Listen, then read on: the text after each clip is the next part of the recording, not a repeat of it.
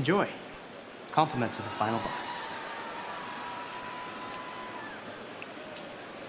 Man, you gotta try the scripts. Truth. All right, good. Woo. What are you doing in my dressing room? Oh, this your dressing room. Yeah, apparently. My mom, nice spread you got, dog. How you get it like this? Well, I guess you consider selling your soul to the Rock. Well, he is the soul man.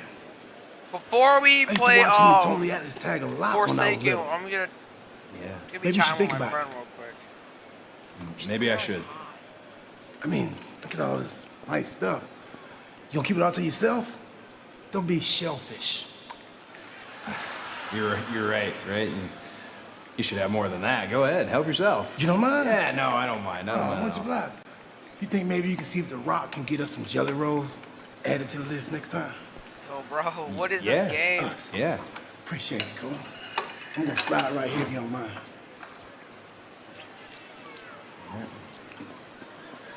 I like to see. The wine wall and the sushi kills me. Stay in the good graces of the final boss, and life can get a lot sweeter for Cody Rhodes, who has a hell of a lot of thinking to do. Let's see. Andrade's got to think about this. The Samoan werewolf. About the worst thing you can do.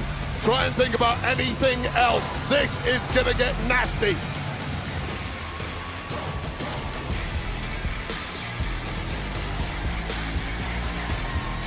And his opponent, weighing in at 287 pounds, Jacob Fatu! The unexpected entrance into this single night tournament to determine the #1 contender for the U.S. Championship. Remember a week ago, Fatu was in that heated tag team match and accidentally super kicked Solo Sikoa. Tonight it was Solo turning to Fatu and saying, all's good, take my spot in the tournament. I want it that way for our family. That was about the smartest bit of managerial diplomacy I think I've ever witnessed, and it clearly had a positive effect on Jacob Fatu, the ultimate olive branch. Go out there and win gold for our family. This is step one of becoming #1 contender for both of these two men. You mentioned the olive branch, but how do you define where the relationship is right now between Jacob Fatu and Solo Sikoa? Well, clearly things have changed. Look, Jacob Fatu has unmatched success since he arrived here on SmackDown. Success creates ego, and it is clear that Fatu is no longer satisfied in playing a loyal soldier to anyone, even the man he professed to love, Solo Sikoa. A chop from Andrade. We're going to grab some early momentum here against Jacob Fatu.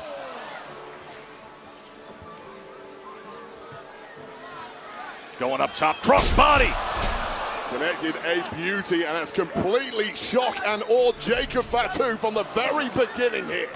Something we have rarely seen since Fatu arrived. Oh wow, up over the top, Hurricanrana, and sends him down against the barrier. And for about the first time, Jacob Fatu has had absolutely zero answers for Andrade, who once again apparently is going high risk here. Wow, all the way up top, out into the floor, and slams himself against the barrier. Can you believe this from Andrade?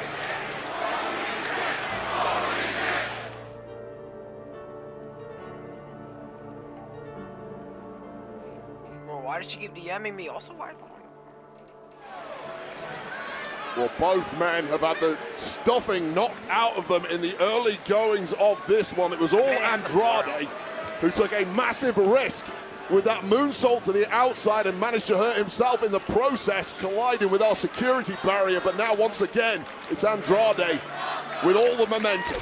It's like the first This crowd is already roaring. I mean, wait, not even 2 minutes into the match, and the crowd is on fire with the action that's being delivered. Jacob Fatu, as we've seen time and time again, has a different level of durability to anybody else on the roster.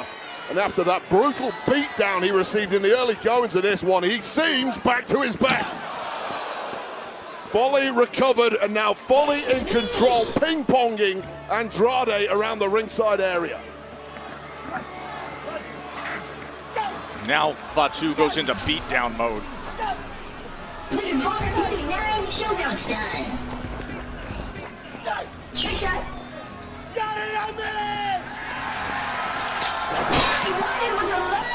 And this vision right here of Andrade has the energy within himself to look up. Is about the worst nightmare of any competitor on the roster. Agreed. Jacob Fatu in full control with that barbaric look in his eye. Especially the addition that we have been watching since the start of this new year. When the dogs came off the chain and Jacob Fatu alongside Tama Tonga decided they were here to run SmackDown by any means necessary. And with Solo Sikoa on board with that, it became a whole hell of a lot more dangerous.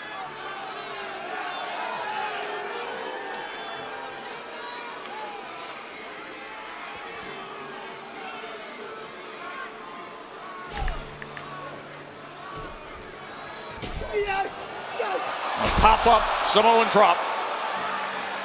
That explosive athleticism of Jacob Fatu once again regaining control of this matchup, and very few people have any answers when Fatu is in this kind of form. Let's look at those eyes.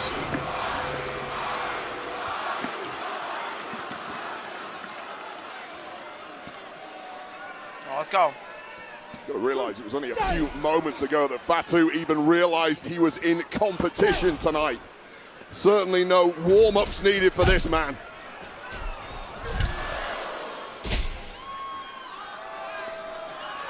No time to strategize, but it isn't needed when you are simply this devastating.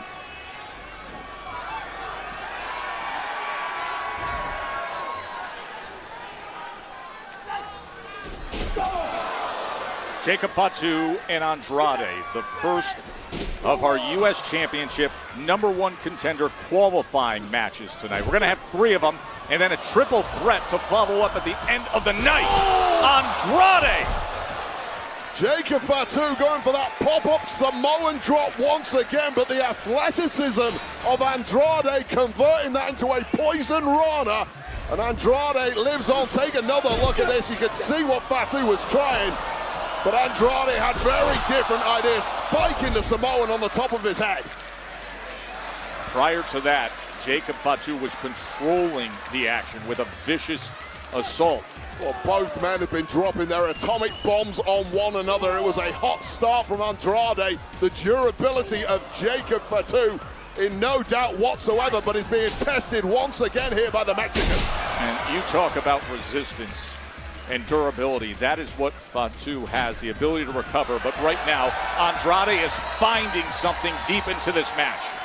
Well, Andrade just exudes class and style, leaving an opponent to lack the grace and sportsmanship of others, and Jacob Fatu has zero regard for any of that. How sweet would it be for Andrade to progress? Oh man, oh man! My word! Fatu just exploded out of that compromised position.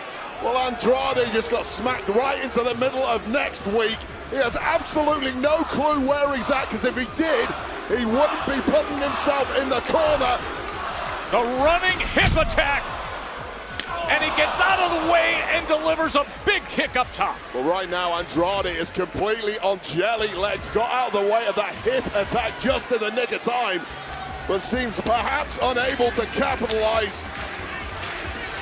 Got to will something back into his body. And now coming for the running double knees. Andrade looking to set things up. You get Jacob Fatu down, you better make it count. Andrade's going big.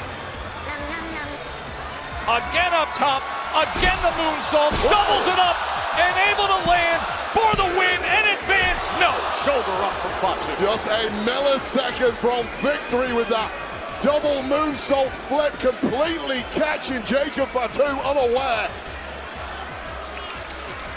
What else do you have in the tank, Andrade? He has delivered from the start. and the respect and appreciation earned from over 14,000 here at Scotiabank Arena the night before Elimination Chamber. Andrade so tough, so polished, showing exactly why he's a former United States champion and looking to get back to the top of that mountain soon with a victory here to progress. Oh, Fatu just splats him. And now back to what he does best. Will you look at the pure power? He's nearly moving the ring wave. Just no way out of that kind of attack from Jacob Fatu. Oh, spiked impaler DDT. And with that DDT comes prime position for the jump off moonsault. Jacob Fatu.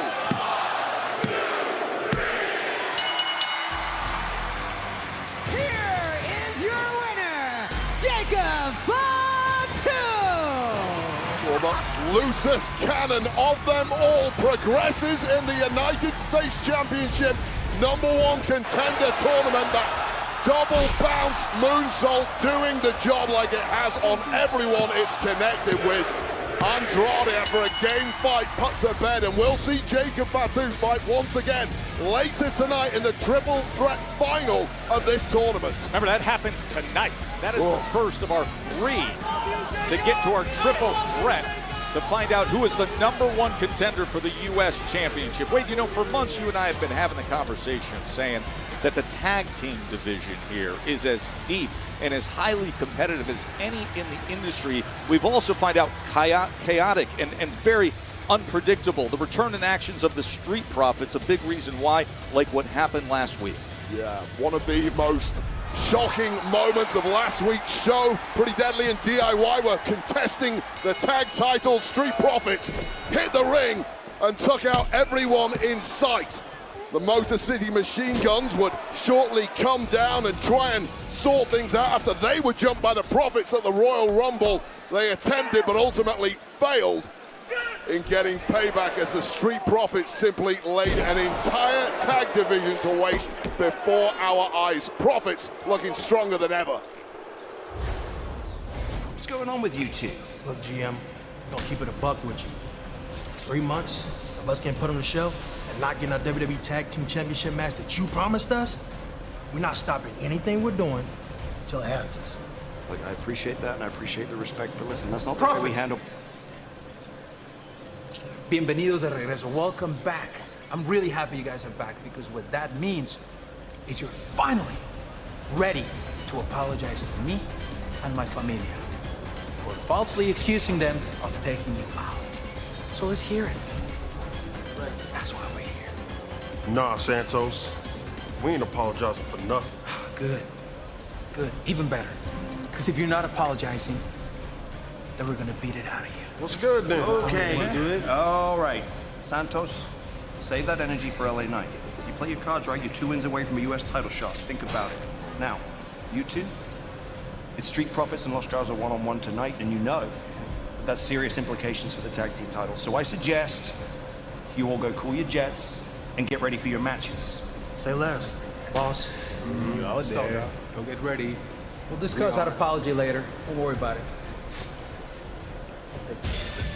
We're going to get right to it. It is Street Profits taking on Los Garza. That is coming up next.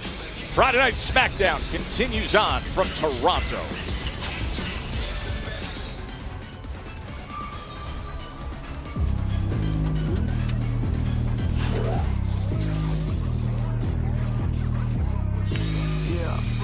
I'm a real boss player. I'm a real product player.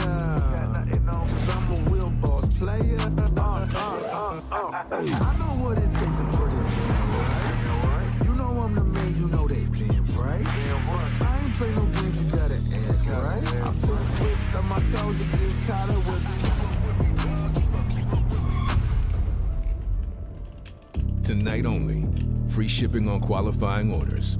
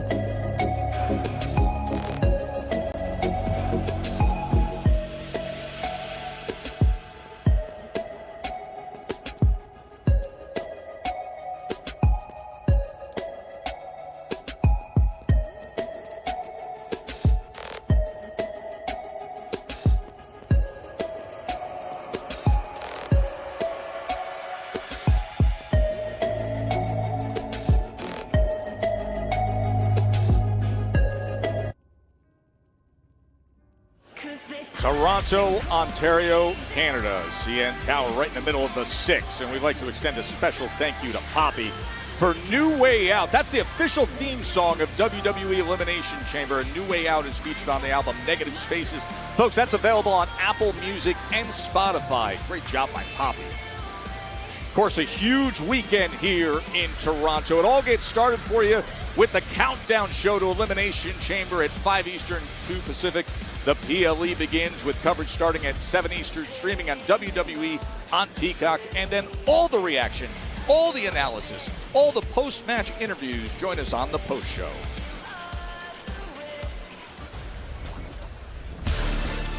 Los Garza, Angel and Berto, been right in the cauldron of all the battles in the tag team division. A couple of weeks ago, they looked strong, toe-to-toe with Motor City.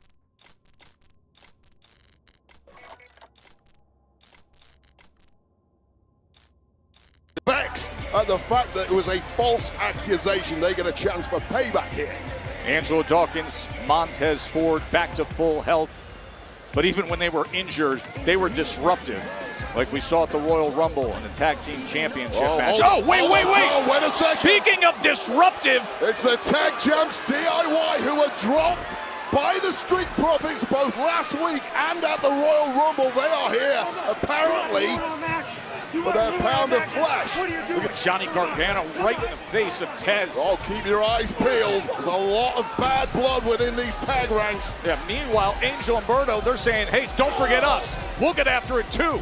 It's been that kind of a tag team division lately. It's just been chaos everywhere you look. Enemies everywhere you look. Would you look at this? Oh, man! Right into the side of the post. The Street Profits showed us last week they are clearly the most physically dominant tag team in the division. So big, so powerful. Look like they put on a hell of a lot of mass while they're just being. Oh, here comes Pretty Deadly. Pretty Deadly into the mix now. Well, Pretty Deadly had their championship opportunity blown out of the water by the Street Profits invasion of the ring last week. They were having a great go of it in the midst of that, so they have an axe to grind. Oh my! Elton Kidd.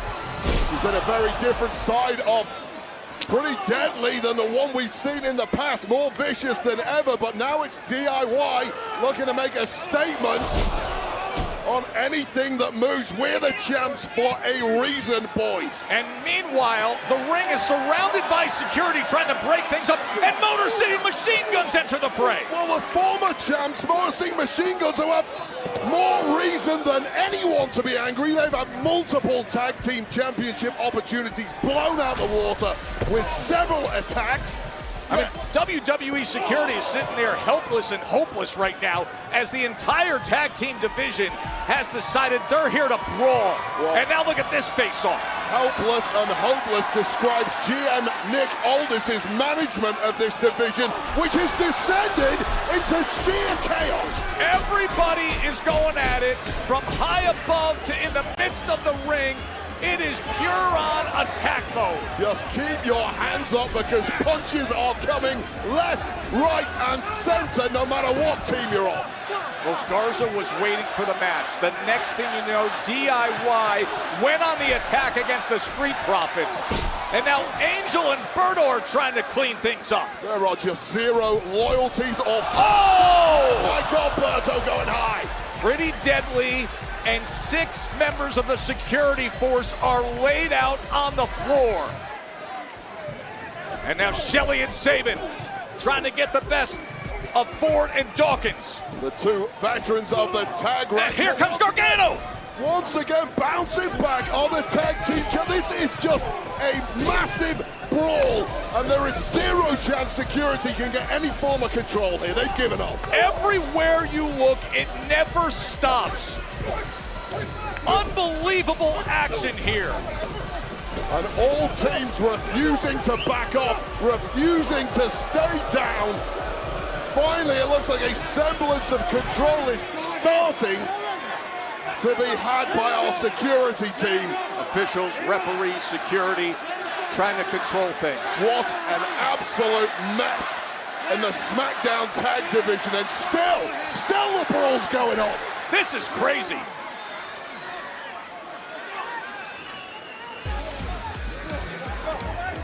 Unbelievable. unbelievable what happened here.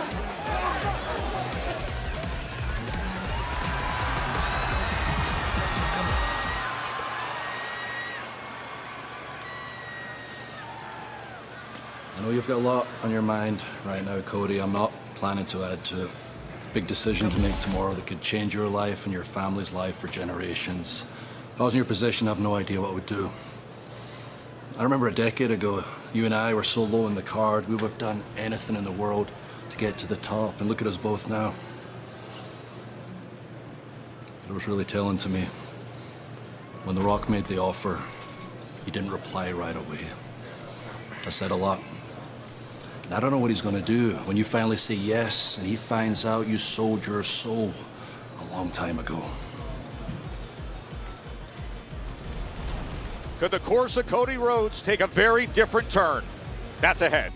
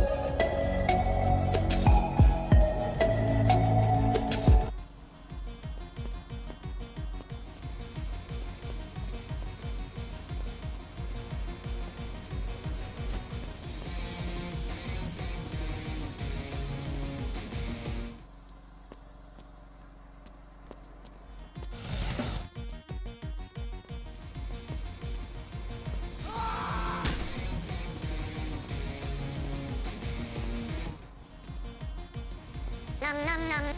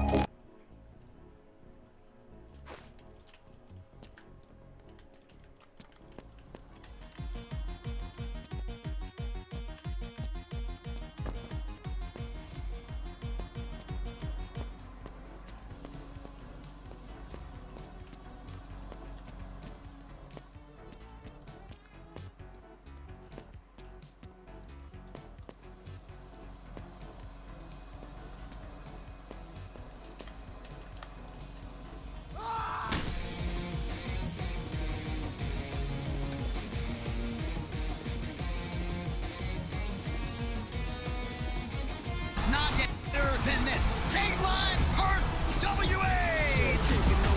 The Aussies are all sorts of fired up. Perth, Western Australia. Almost 50,000 WWE fans. Oh! The Octagon returns to the land down under. Australia, the energy is ridiculous. Listen to this crowd go nuts.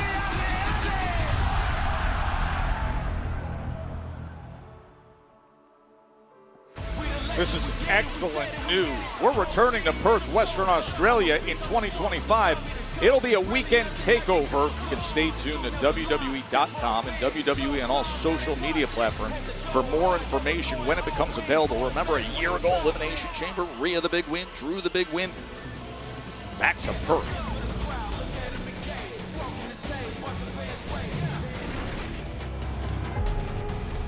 I'm announcing tonight that I will compete in the Elimination Chamber. What is best for business is I main event WrestleMania. And what is best for business is, for the first time, I confidently say that I'm going to win a 17th championship. John Cena entering his last chamber match ever. I have built my existence here off of hard work, loyalty to this company, and respect for all of its branches. I will win 17 not for me. I will win 17 to someday shake the hand of the person who wins 18. I told Toronto when I announced my retirement that I was grateful for the city and I would be back. And I would be back to kick ass. Cut it off! Cut it off now! Lee, I'll come to that production truck if you don't cut it off right now. We're not doing this. Please love me. Remember me how I was, not how I am, BS. What's he doing? You stink, mate.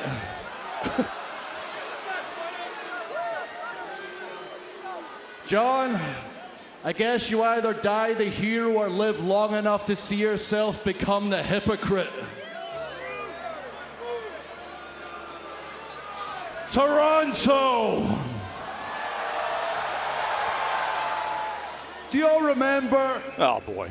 After the Royal Rumble, John Cena sat there in the press conference, and after he used his stroke and put himself in the Elimination Chamber, which I don't care about, I can see you, you're a hypocrite. What I care about, as you said, everyone in that match has 7 weeks to say whatever you want about me, and aside CM Punk saying, ooh, I qualified and did it the right way, no one said anything. I don't know if you're scared of the former Golden Goose, but I'm sure as hell not. So I'm going to say some stuff about John Cena.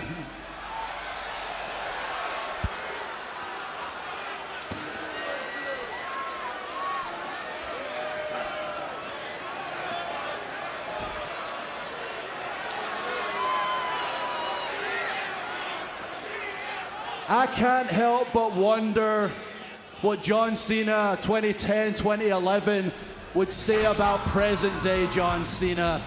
He'd probably start off with some childish poopy joke. Then he would tear himself apart for going to Hollywood and turning his back on this industry and only returning for ego trips. And to cap it all off, he would rip apart that giant arse bald spot in the back of his head that deserves its own area code. Remember, it's not me saying it, it's past John Cena saying it. But what I want to say, John, is I used to be so scared of you when I was a kid. Not physically, but politically, you could end a career just like that. But I'm not that scared kid anymore. You probably don't even remember. I am the monster that people like you created in Elimination Chamber. I am going to bury you. In 2024, I was screwed time and time again, and you people cheered the Toronto screw job after I won the Money in the Bank ladder match. I went to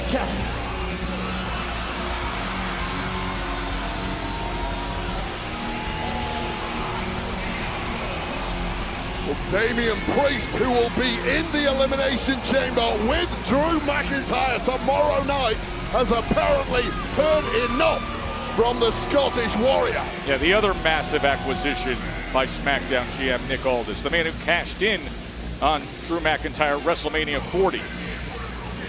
Drew, enough. All you do every week is complain. Complain and cry. You want sympathy from these people, but they see right through you. They see right through every one of your thoughts that are delusional. I'm not delusional whatsoever. All I've done is tell the truth. Find a lie, I dare you. Truth. Our truth makes more sense than you do.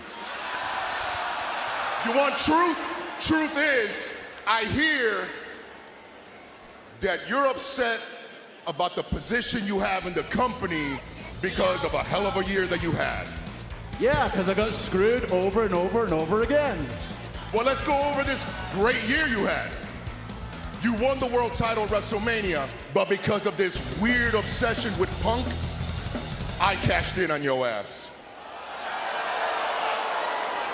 Then, right here, Money in the Bank, you win, you try to cash in, and once again, you get pinned by me because of this weird obsession with Punk.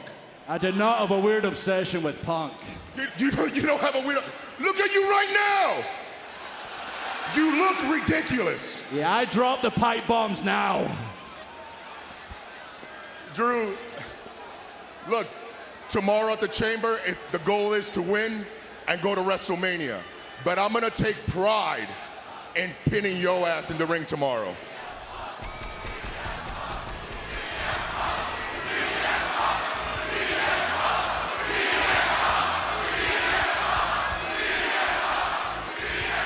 Thanks to that guy and your obsession, the last time we were in this building, I dropped your ass. And if you need a reminder, just step through the ropes and I'll do it again. Okay. Let's do it. Oh, here we go. Oh, wow. Whoa. Little more company. Like the 5-time world champion. Well, it is the most stacked Elimination Chamber match in history. And here's another one of the combatants ahead of tomorrow's men's Elimination Chamber match. And by the way, Seth Rollins had arguably the most impressive qualifying match to earn the Elimination Chamber spot. That's showing against Finn Balor. That was incredible.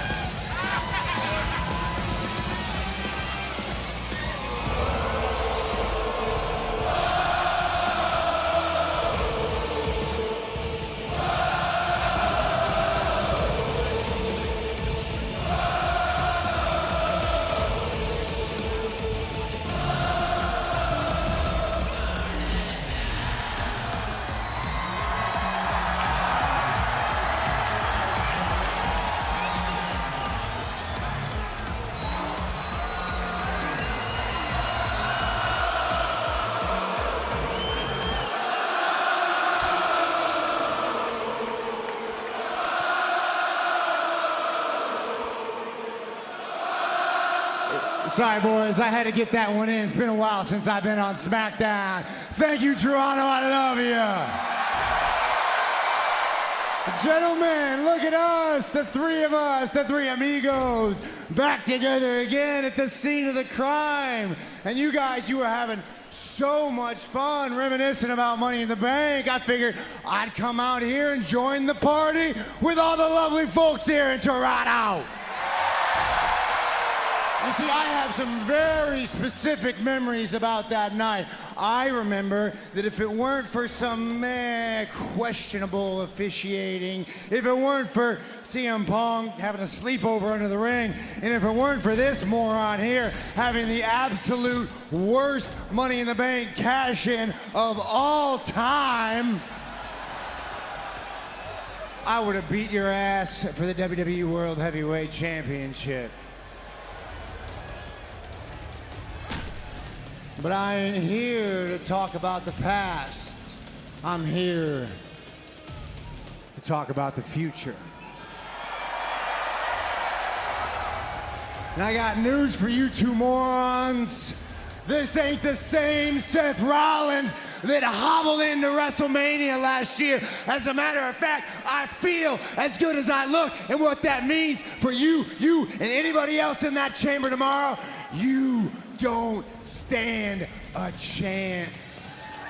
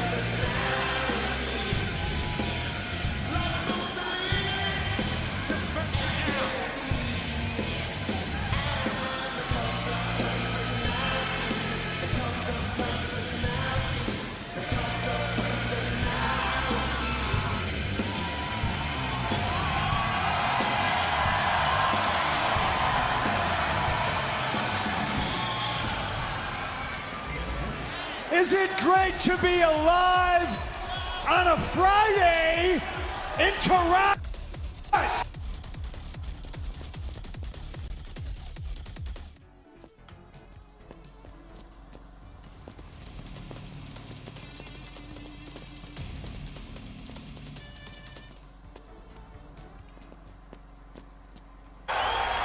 Oh man, where to begin? Look at this. There's a couple of people I got personal issues with.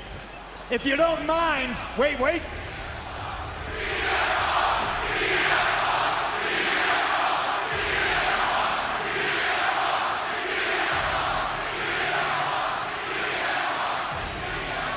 I suppose I can start with you.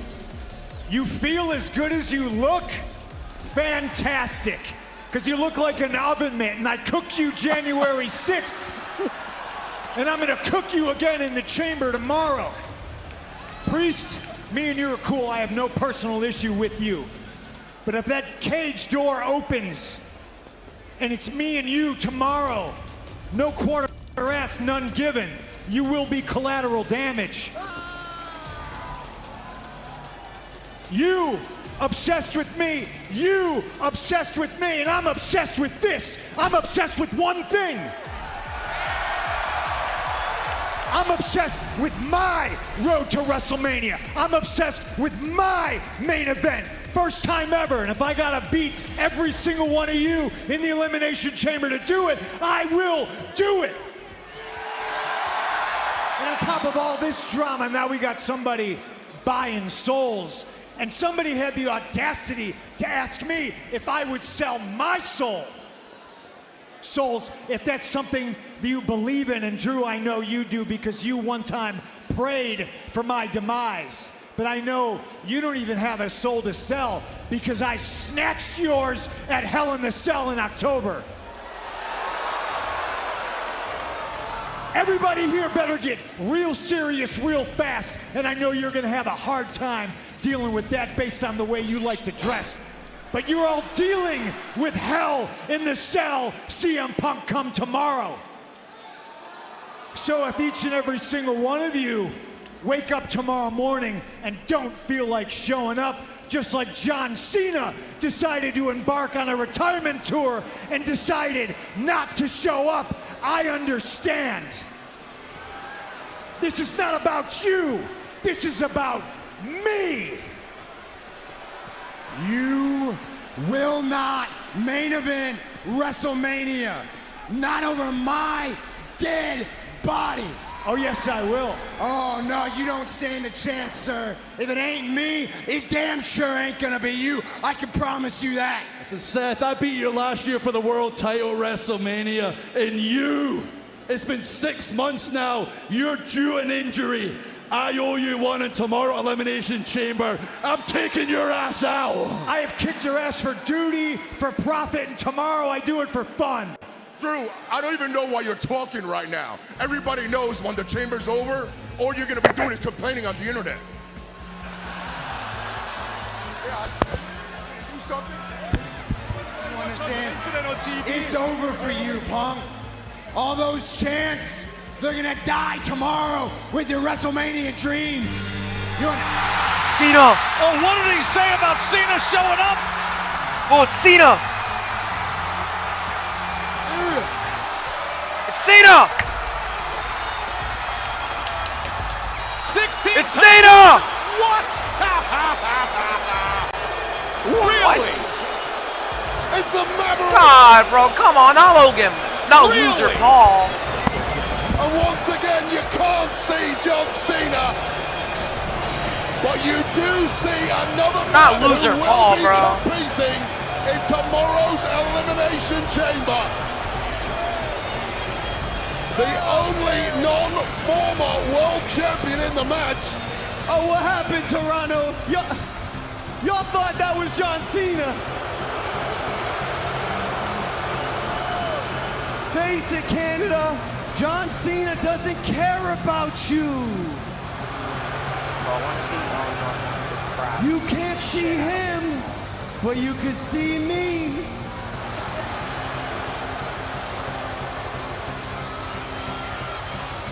Fellas, Look around, look at all of us full-timers out here putting in the work. John Cena can't even show up. Classic celebrity wrestler.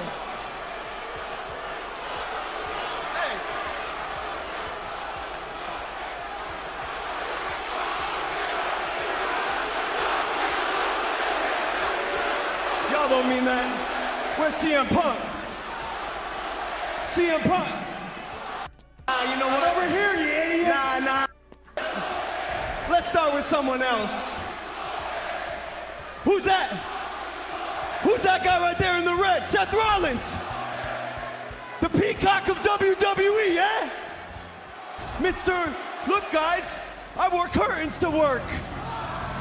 Buddy, yo, you're a great wrestler. Seth, but you dress like you lost a bet. Now, CM Punk is right, dude. You look like if Lady Gaga threw up on a coat hanger, dog. And Drew McIntyre, hey, congratulations, dude. Look around. You're right at home, dude. You can't win a championship these days, and neither can the Toronto Maple Leafs.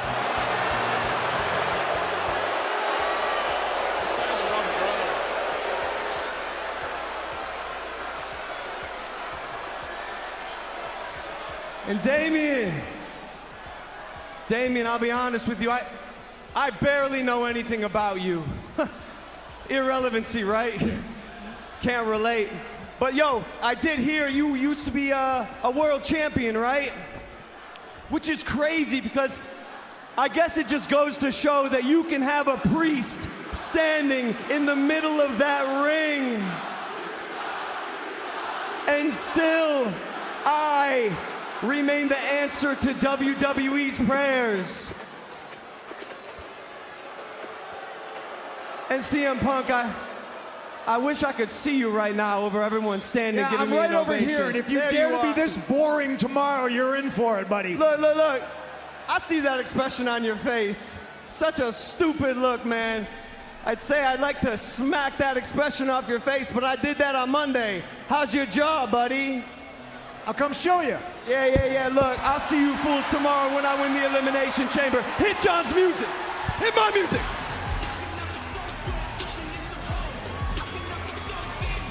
Tomorrow night, one of these men's going to win the Elimination Chamber. Or possibly the one who isn't here. One of these men hoping to face Cody Rhodes, get a chance at the undisputed WWE champion. But for now, it is a lot of tension in Toronto. The men's chamber match will come your way 7 p.m. Eastern tomorrow, streaming on Peacock. These big event weekends, these PLEs constantly filled with great action, with news-making moments, like on the kickoff show this afternoon, Wade, here in Toronto. Things got wild among the women.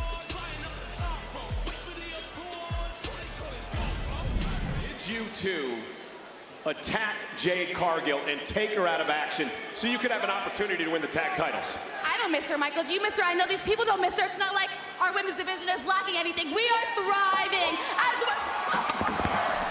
Well, that powder keg exploded on the Elimination Chamber kickoff show. Massive resumes matched only by the massive egos, and those 6 women involved in that brawl will continue their beef as Belair, Naomi, and Bayley take on Liv Morgan, Raquel Rodriguez, and NXT's Roxanne Perez later on tonight in 6-woman tag here on SmackDown. And remember, we're moving forward with our U.S. Championship #1 contenders qualifying. It's going to be size and power against youthful, high energy, and skill. Braun Strowman and Carmelo Hayes set to come your way. Speaking of that, over the course of 7 title defenses, LA Knight proudly held on to that U.S. Championship.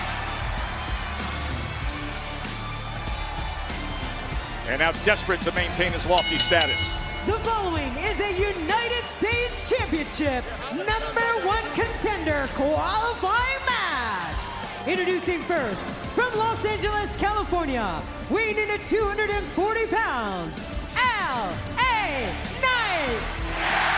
Trying to get back for a rematch. That's what's next for LA Knight. Yeah!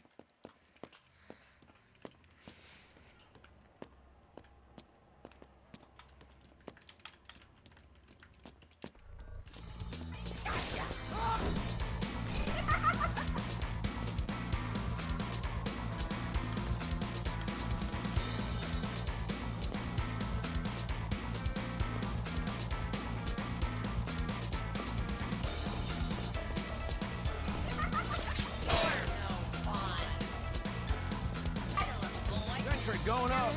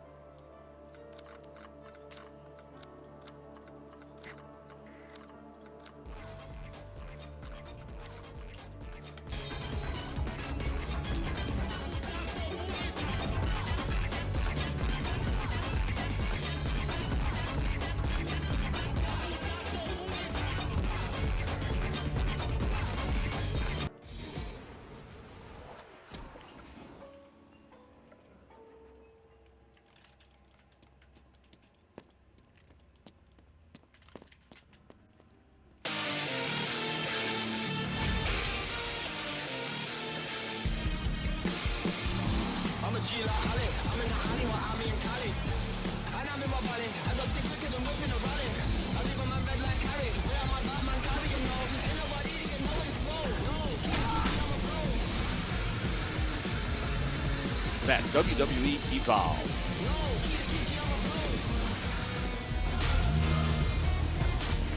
Santos Escobar with so much on the line against LA Knight. Had back-to-back title challenges against him when Knight had the U.S. Championship. Saw Escobar recently in the Royal Rumble, but this is the first singles match since he had that November match for the U.S. Championship against LA Knight. So this is a hastily thrown together number one contenders tournament. According to GM Aldis, there's been a ton of confusion over the number one contendership situation for the US title. That all gets cleaned up this evening. And Aldis, I think, has seen the kind of chaos that we have got in our tag division here on SmackDown and wants to prevent the same thing occurring in the US title scene, and wisely has taken the bull by the horns and said to these 6 men, deal with it yourselves. We'll get a winner one way or another later on tonight. But I love the fact that it takes place in one single night, that you can carry that momentum through, right? You get the 3 singles matches, and then you go to the triple threat. Well, I'll tell you, you love it, and I love it as a viewer of this. As a competitor, the last thing I wanted in my career was to have to compete more than once in an evening and carry whatever tweaks and injuries you may have got in your first match through to the final. But the thing about it is, it's not like you can sit there and say, I got to manage things, I have to conserve energy. You got to win. You got to get through this. You're absolutely right. There's nothing you can do. You have to focus. You're in there with a top-tier competitor, be it Santos Escobar, LA Knight, or any of the other 4 competitors in this tournament. You have to bring your A game, and energy conservation has to go out the window now, one step at a time. You mentioned what we saw with the tag team division and the fact that Nick Aldis does not want to see that take place when it comes to the contenders vying for the U.S. Championship. That was wild what we saw earlier tonight with the entire tag team divisions from champions to top contenders spilling out and brawling. Yeah, it's absolute insanity, and if that happened in other divisions, then Nick Aldis would lose complete control of his own show. Knight taking advantage against Escobar. The former U.S. champ, LA Knight, perhaps more motivated than anybody.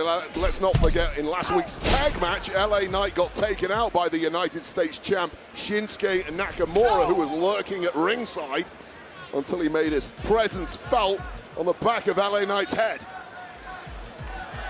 Altering the course of that evening. I mean, even the comments from Santos Escobar over the past several months, he has been laser focused on gaining himself a United States Championship opportunity. He has been unwavering in his demands to get opportunities for gold. Well, he can get one step closer here, but it's starting to go wrong for the Mexican.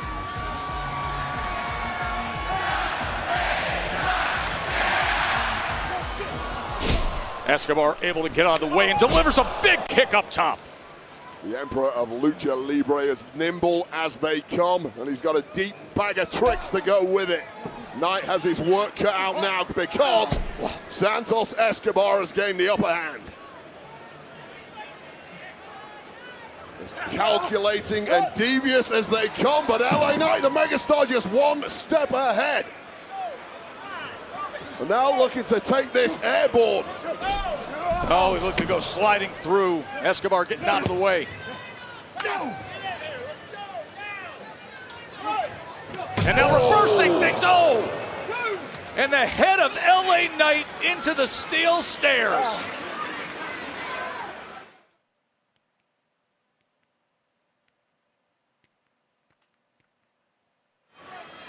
U.S. Championship #1 contender qualifying match. He's LA Knight. He's trying to steady himself and gather himself after being slammed into the steel steps. Well, I saw that impact of LA Knight against the step. It really was chin first into the point of those steel steps. It is about as bad a collision you can have with those steel steps as humanly possible. Well, somehow LA Knight is still in the fight, but he's moving incredibly gingerly. And this really is Santos Escobar's match to lose at this point. You get the sense that Escobar understands that, feels that same way. I mean, LA Knight's hurting in a big way on the outside. Referee Charles Robinson taking a very close look, making sure he can continue. I guess he got a thumbs up. We know the kind of competitor that LA Knight is. He's not going to give up easily, certainly not with a potential opportunity at a United States Championship opportunity on the line. He's absolutely obsessed with getting that opportunity back. In Spanish, uno. And Knight reverses course. Well, Santos Escobar got a little too cocky there with the megastar.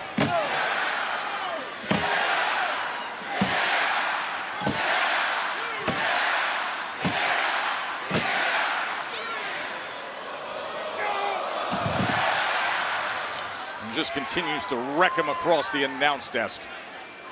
Well, Santos Escobar fell on his own sword there, trying to take the megastar over to bounce his head off the desk, and got a taste of his own medicine. And what a way to turn this match around for LA Knight. Oh! With all that force just driving his neck into the lower rope. And you talked about it earlier, thoughts of energy conservation go out of the window. Well, these two are knocking the hell out of each other, and whichever one of these two progresses through to tonight's triple threat final is going to be far from 100%.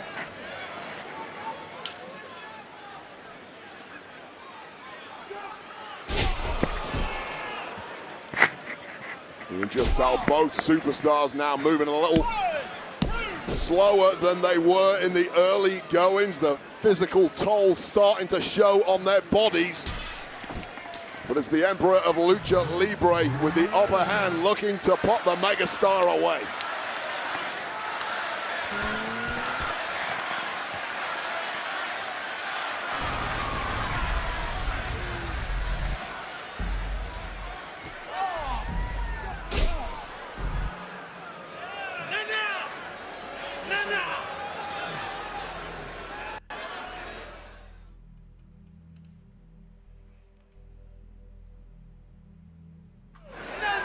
Back here in front of a big crowd at Scotiabank Arena in Toronto. The night before Elimination Chamber. An Elimination Chamber that LA Knight was so close to making. Lost a thrilling qualifying match. It was in with Jimmy Uso and Drew McIntyre. But still, LA Knight with the target he wants in front of him. He wants his old title back, but to do so, He has to get through this against Santos Escobar and advance in this U.S. Championship #1 contender one-night tournament. Well, what a matchup this has been so far. The fans have absolutely been winners watching this contest, but these two have beaten the hell out of each other, and you are inevitably concerned about the condition of whoever the winner may be as they have to compete later on. Oh, man! Triple threat final, that might do it. A millisecond away for the megastar LA Knight. And Santos Escobar gamely continues to fight on in this one. He's going forward with a jumping neck breaker. Escobar with a big boot. Expending all of their energy, taking a massive physical toll.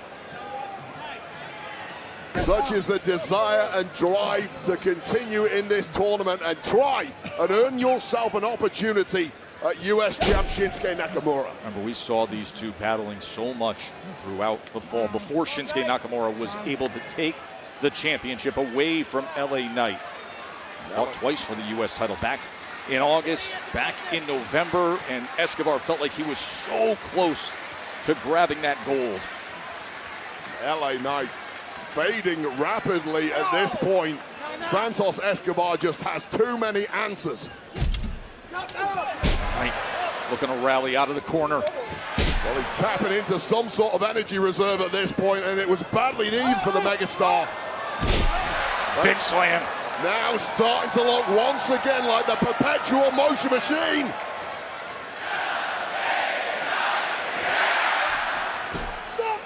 And dropping that elbow.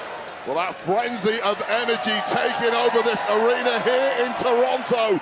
LA Knight looking to give the people what they want. What he wants is to line up a PFT.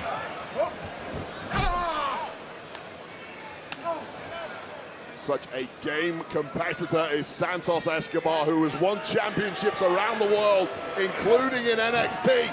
Looking for his first taste of gold here on SmackDown, however.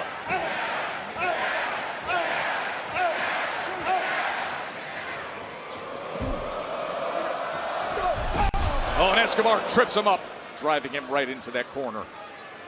Santos Escobar simply not feeling the Kavorka this evening. Looking to play spoiler on LA Knight's hopes and dreams. Cooking up something big in the corner. And the luchador, Santos Escobar, taking this skyward. Escobar, so skilled, so explosive. He's going all the way up top. And this is where you back Santos Escobar every single time. No! Did you see that? That's a super Rana off the top rope. Sending Knight flying, looking to advance, and Knight is able to kick out. Can you believe off the top rope? What a scintillating maneuver from Santos Escobar. The lower back of LA Knight absorbing all of that impact. And even Santos Escobar can't believe that Knight is still in this one. We're well conditioned, the Braun Breaker and the Frankensteiner. That was at a different level of height. Both men coming off the top rope. But LA Knight looks completely defenseless, and who can blame him after this assault from Escobar? Escobar. And this has turned into a marathon affair. But he has momentum now, clearly. Trying to put himself in position.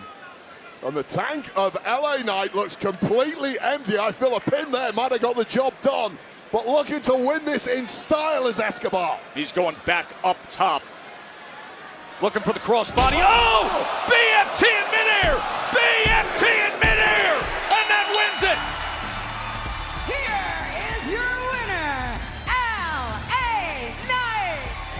Oh, that is great stuff! Well, just when you begin writing off the megastar, a BFT out of nowhere. When Santos Escobar went for broke off the top rope, that instinctive reaction from LA Knight, he progresses to tonight's triple threat final. That is just a leap. Still to come. That forever bond between Kevin Owens and Sami Zayn, it is pushed to the limit. We will hear from Kevin Owens before this night is over.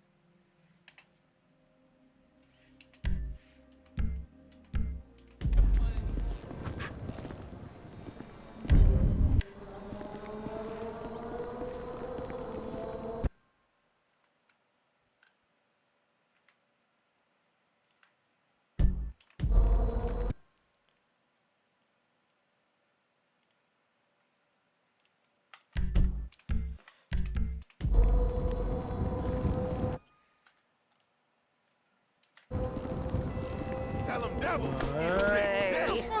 You're trying to Would you open your damn eyes? Pardon me. Motherfucker. Who cares?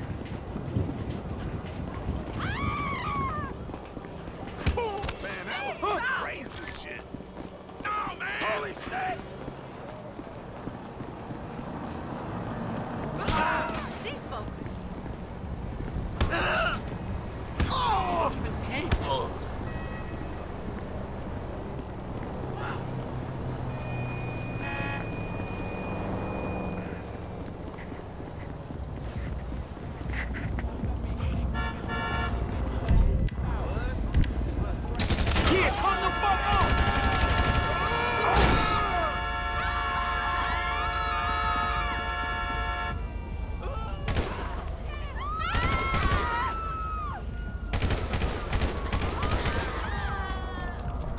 Sorry, but you don't need it. Day in the life of a man. In the life of a man.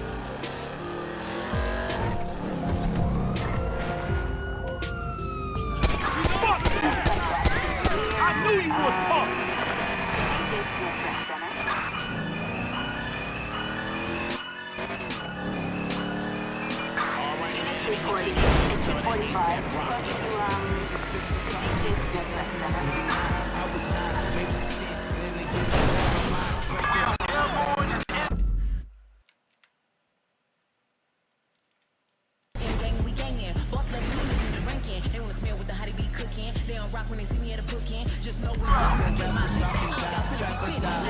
Blue hair like Mama Big Chi-Chi's. Blue one, blue money, big DVs. Run the world, everybody come see me. No test, but my passport ID. I'm the big fish jumping out the PX. So dope, trying to make me take a P-test. Check the credits, you know who wrote it when the flow this hard, this heavy. Coated. I can't help that, I'm that girl. They be talking, I don't care. Beefing with yourself because you do not exist in my world. Now, Sami Zayn is chasing much more than just a dub. He begged Nick Aldis to have.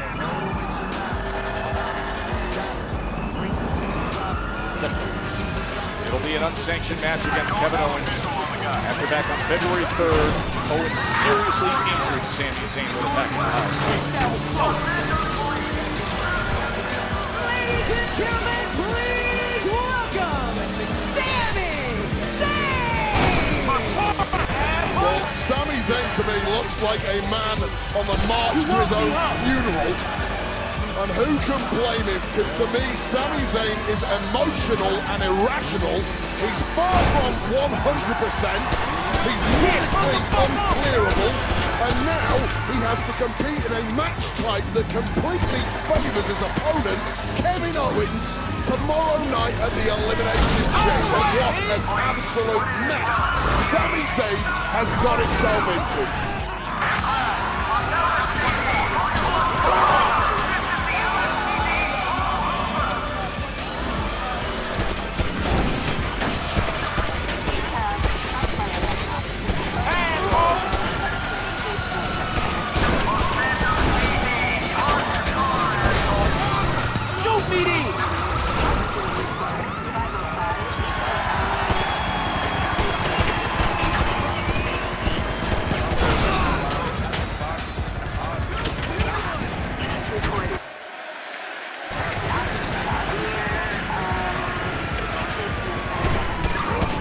You bitches can fuck yourself!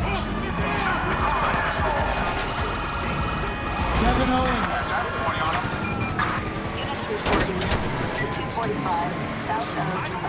To say you and me have been through a lot together would be an understatement, I'd say, right?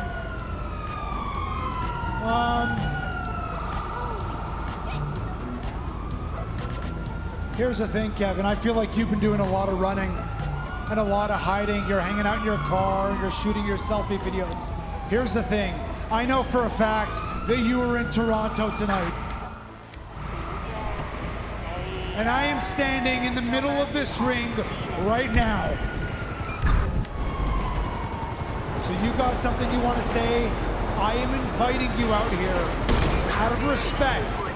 Not respect for you, but for respect for everything that we have been through inviting you out here right now to look me in the eye, stand in this ring with me in front of all these people, in front of our countrymen,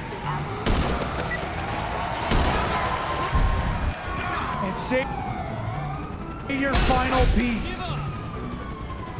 And then I'll say mine. Because I'm telling you right now, after tomorrow, there'll be nothing left to say.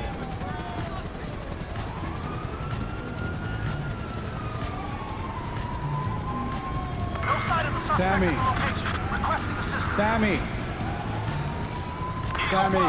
Over here, buddy. See me? You're right, I am in Toronto, but I'm not at the arena. See, I wouldn't want to show up there and have something happen to your neck. Because we need you healthy, well, as healthy as you can be for tomorrow night. No, I'm here at the Rogers Center.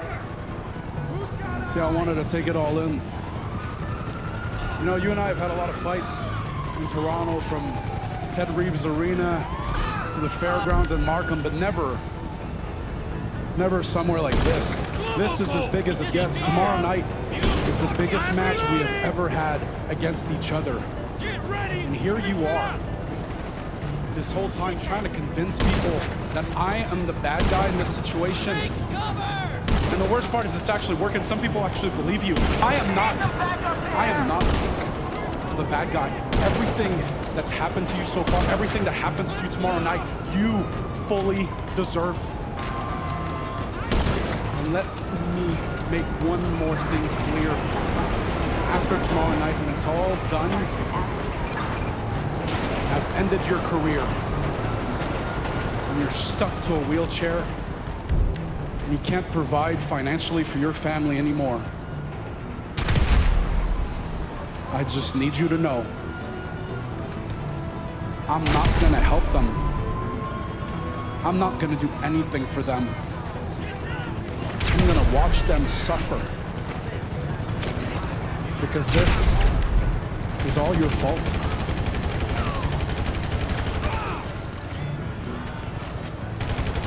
You know, I know it's not the tough guy thing to admit that you're nervous before a big fight, but I am.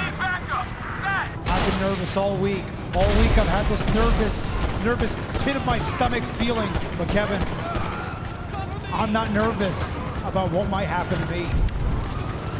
I'm nervous about what I am going to do to you. I am nervous that your father, Terry, your mother, Suzanne, who have been watching us since our very first match. I'm nervous that your wife, your kids, that I've known since they were born, I am nervous that they are not going to be able to forgive me. But I'm telling you right now, I want you to know, if they don't forgive me, Kevin, I am prepared to live with that, because I am prepared to end this. I am prepared to end you.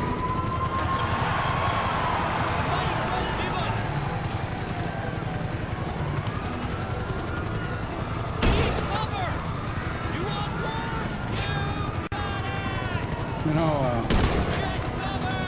there's really only one thing left to say. See you tomorrow night.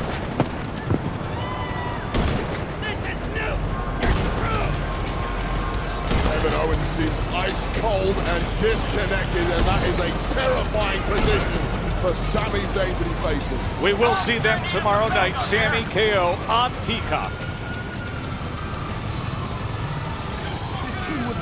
1-0, Mellow don't miss. Yes, a good name. Hey, it's a lifestyle, and it's awesome. That's what you want, right? It's better than awesome. It's awesome. Him. Now let's go out there and get this done. Nah, I'm gonna do it on my own. I got this, man. I know what I'm doing, bro. Do that thing I told you. I'm not gonna need it. Okay. Look who it is.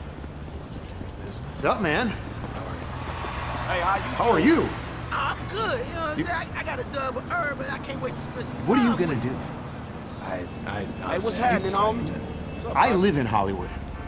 What? He runs it right now. Not just that. Feel this. Feel it. Feel it. Soft. Papa Tui. Could be Papa Cody. You think I'm joking? Look, do you want to be the fourth judge in a failed TV show? Or do you want to be something bigger, something better? Because the audience, the WWE Universe, they don't get it. They see you as the WWE champion, the face of this company, that you are at the top.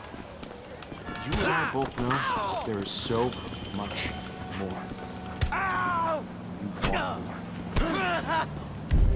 To be honest, the only way you're gonna get it is to take the rocks off. If you don't, maybe someone else will. What's going through Cody's mind the night before his decision is due? We will find out later tonight as he's with Michael Cole. That's coming up. But next, Braun Strowman, Carmelo Hayes, United States Championship #1 contender qualifying match. That is next.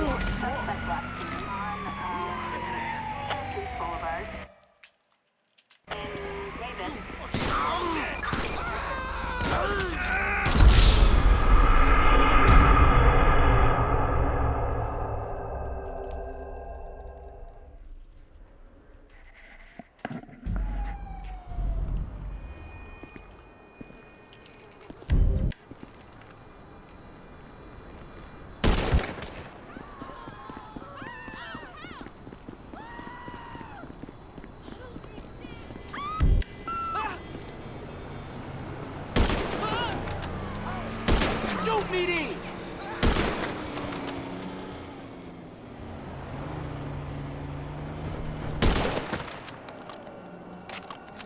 Jesus!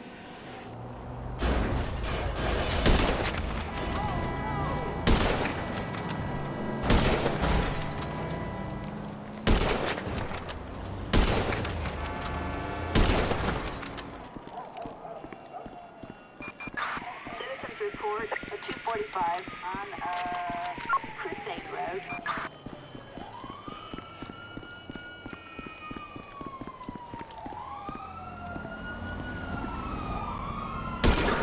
We have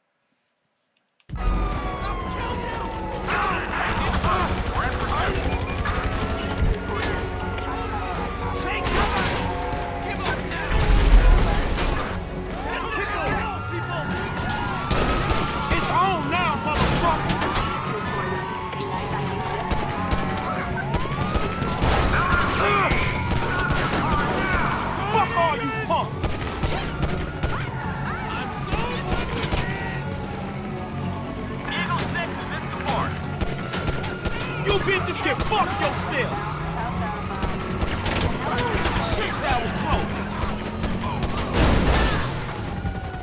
Let's do this, motherfucker!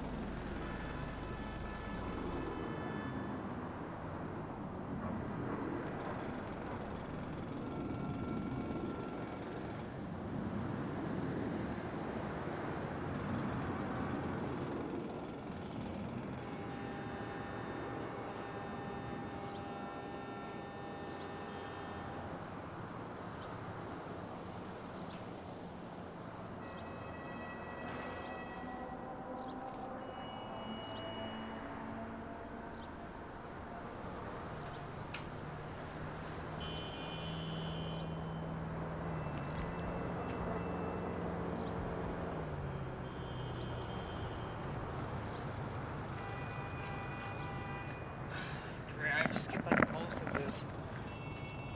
I skipped like most of like what I was watching because I had to do something. That's great, and now tactics, and now returns here. Might be the coolest entrance in WWE. Doesn't quite hit the same without the women's tag gold around the waist of Naomi. The EST, Bianca Belair, who had the all-time longest reign as WWE Women's Champion, and now targeting another. Her first match without a title in her grasp since August 23rd because of what happened this past Monday, Wade. Yeah, this past Monday on Raw, Belair, Naomi, they put the tag titles on the line against heated rivals Liv Morgan, Raquel Rodriguez. The match swung back and forth several times, but Dirty Dom interfered several times, and that distraction proved pivotal, and it was enough for Raquel to get involved behind the referee's back, and then for Liv Morgan to crawl over, take the pin, and now cementing Liv Morgan and Raquel Rodriguez as three-time women's tag champs here in WWE.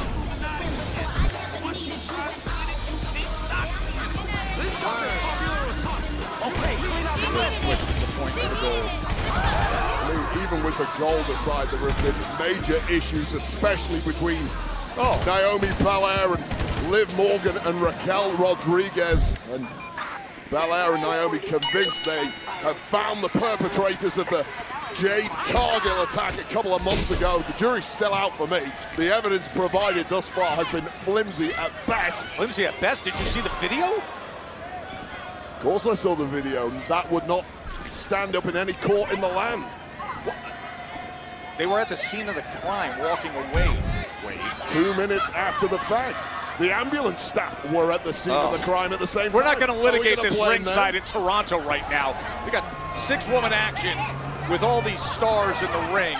We litigate with our fists here on SmackDown, and these 6 women are doing it in style.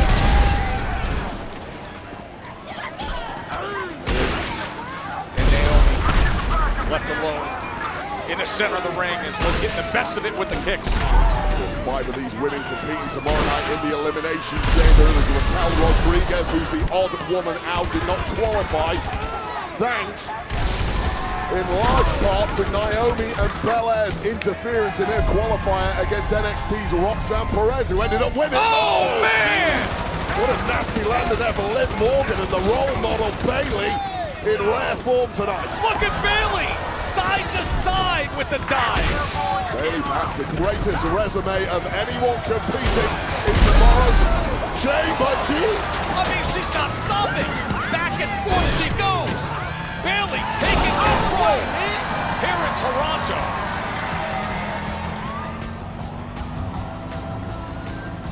Oh, too close.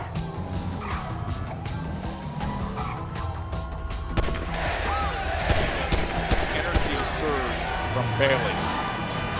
You mentioned you have a better resume. Grand Slam champion. She won the Rumble. She's been a 2-time women's champion, a SmackDown champion, a tag team champion. Money in the Bank she has conquered. And now, tomorrow, looking to take Elimination Chamber here north of the border. Once again losing control. It's a habit of that. Now it is Liv Morgan who is capitalizing on the disarray and disorder by getting the upper hand for her team.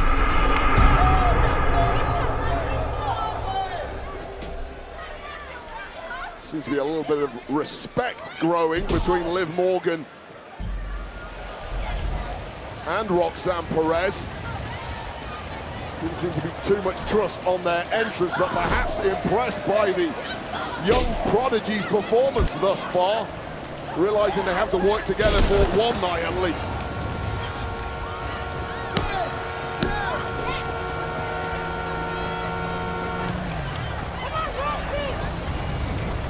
I'll look after it, homie, for real. Make no mistake, she is a small package, but the prodigy Roxanne Perez is as mean and vindictive as they come. There's a reason why she's a 2-time NXT Women's Champion. Practically ran the brand down there. Bayley.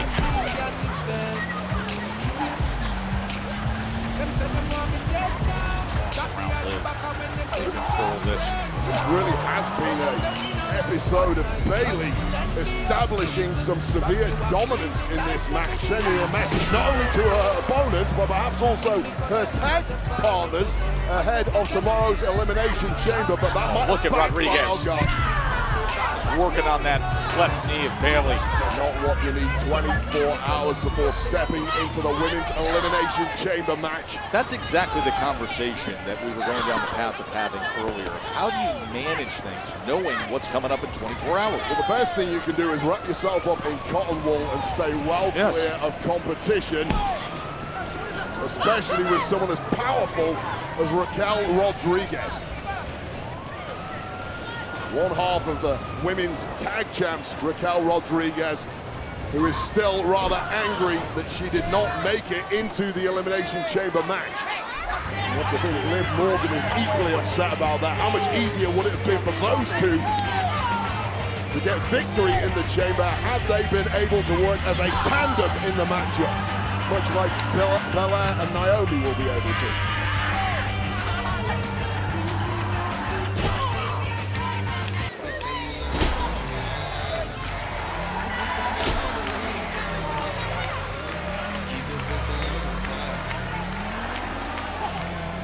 Joe Tessitore and Wade Barrett back with you ringside from this monstrous crowd at the Scotiabank Arena in Toronto the night before Elimination Chamber. 6-woman tag team action born out of what happened when Michael Cole was hosting the kickoff show earlier tonight to get this Elimination Chamber weekend started, and things just got heated up and boiled over among these competitors. There's a tag. Belair is in there. Raquel has no idea that the tag was made behind her back. Oh, and look at the EST! Bianca Belair flying through the air. Signature athleticism from the EST. And now setting her sights on a woman who she is convinced took out Jade Cargill. And now she is punishing Raquel for that supposed transgression. Driving her shoulder right into that midsection. I caught up with Bianca earlier. She says, I still feel like we haven't avenged things over Jade and Liv. Just setting us off, putting it in our face time and again, taunting us. And now those same women have taken tag gold from Belair and Naomi. So you know every shot she is firing in the direction of Raquel just tastes oh so sweet.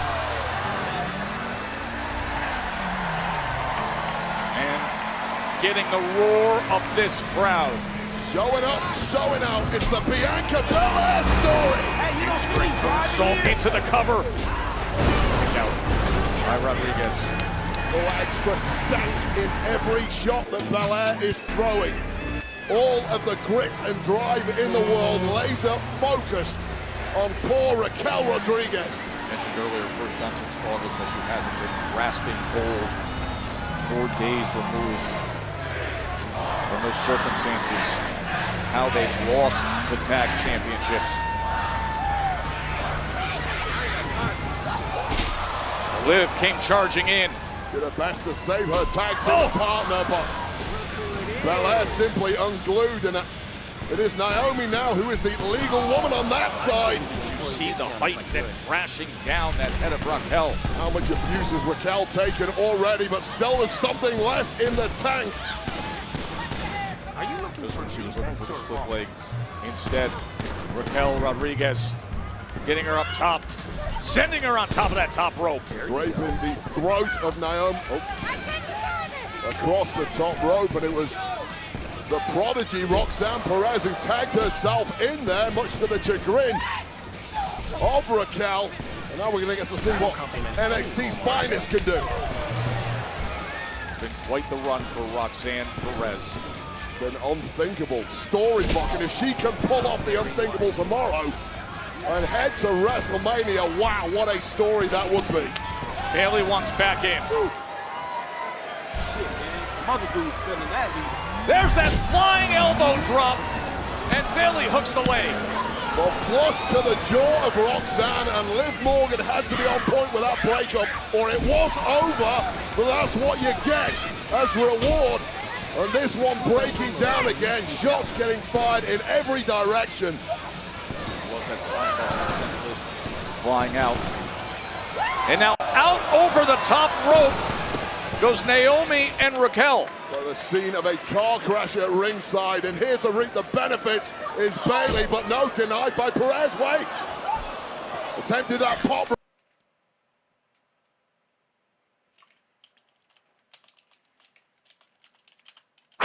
Denied by Bailey, who's back on top and looking to put this one away. Almost a Bailey to belly suplex. And there is the Pop Rocks! Pop Rocks! And victory! Here are your winners, Liv Morgan, Raquel Rodriguez, and Roxanne Perez. The career...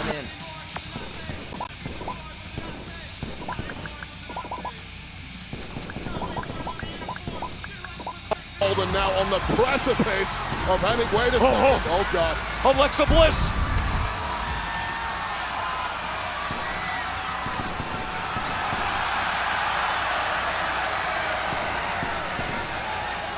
Roxanne finds out.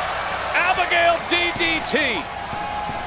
That is the sixth woman who will be competing in tomorrow night's Elimination Chamber. We had 5 of the 6. But the 6th tends to do her own thing on her terms. After what we just saw, I think it's safe to say that it's anyone's guess who's going to win the Women's Elimination Chamber match and head to WrestleMania. Well, my next guest is headed to WrestleMania.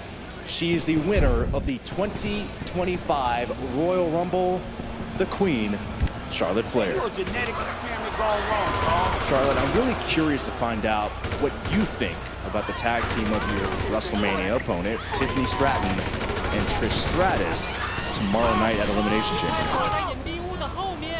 Well, Byron, what do I think? I think Tiffy and Trish. I mean, the team up is cute, but let's face it. Once the smoke clears, Tiffany has a bigger problem to deal with, and that's the Queen. So she better get focused, she better be prepared, because there's gonna be no help at the end of that rainbow. And everywhere she goes, I'm gonna be right there reminding her that time is rapidly slipping away. And I'll see her at WrestleMania 41. Woo! Can't wait for that. Coming up next, the shot and roll is up for grabs. 3 men, they won earlier tonight, now will test each other. And what a mix of styles.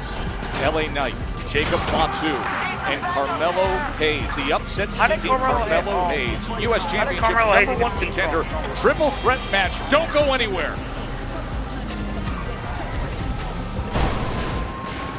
Wanted to see if it would be okay if I used the Hell's Gate submission. 2 minutes in this business and you're gonna come ask for one of my moves. LFG. He has his own dance. She's bringing that big energy today. Shut it down. I never had any doubt that I could be the best in the business. I've been on top. He had to be replaced. Superstar Sunday. New episodes Sunday at 8. Only on A&E. Watch next day on the A&E app.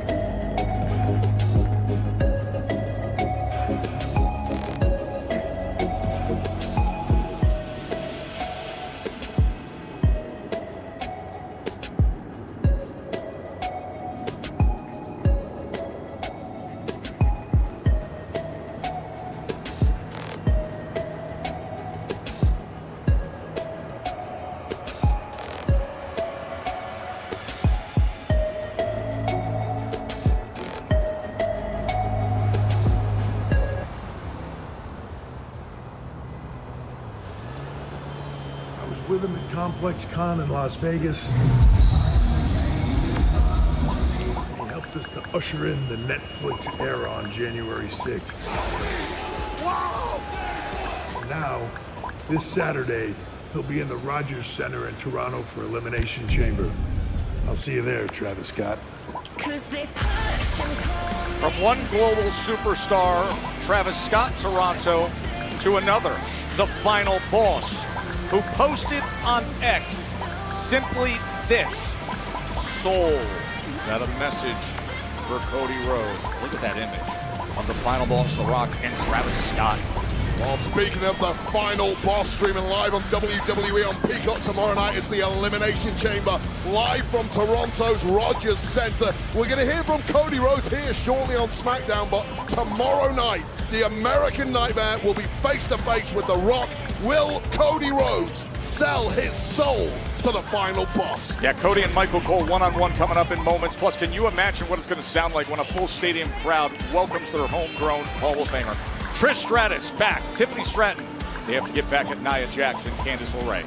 And not only that, because 5 former world champs and one 23-year-old prodigy compete in one of the most devastating matches in history, the Elimination Chamber. Who will book their ticket to challenge the Women's World Champ at WrestleMania? And then I can't even imagine the vicious, bordering on inhumane punishment that each man here will absorb in an unsanctioned match. Sami and Kevin Owens, years of the most complex relationship comes to this. WWE unsanctioned, they're not responsible for what's going to take place. That's tomorrow night. And as stacked as it gets, 5 former world champions and one Maverick will collide inside the Elimination Chamber. It's the most star-studded chamber in history. Who will emerge victorious and go on to challenge WWE champ Cody Rhodes at WrestleMania?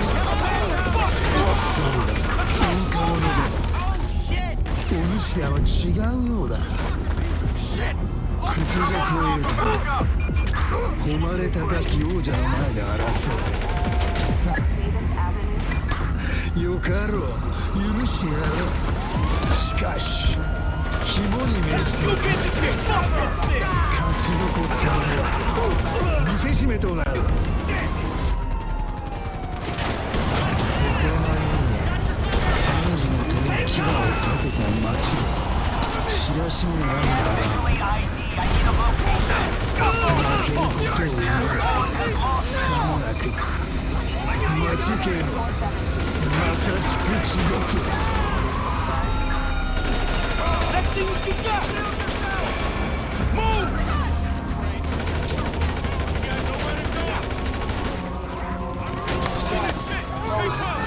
I took care of Braun Strowman, and all you gotta do is finish the job.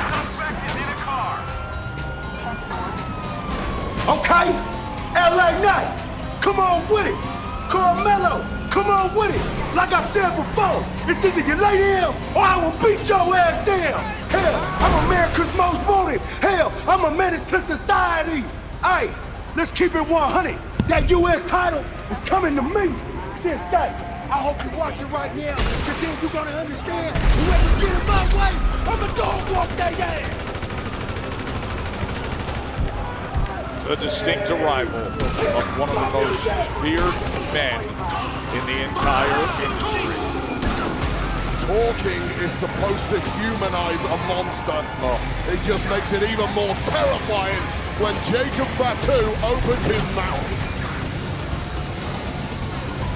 When the night started, Fatu was not part of his plan, but here he is, and that comes with a warning for all.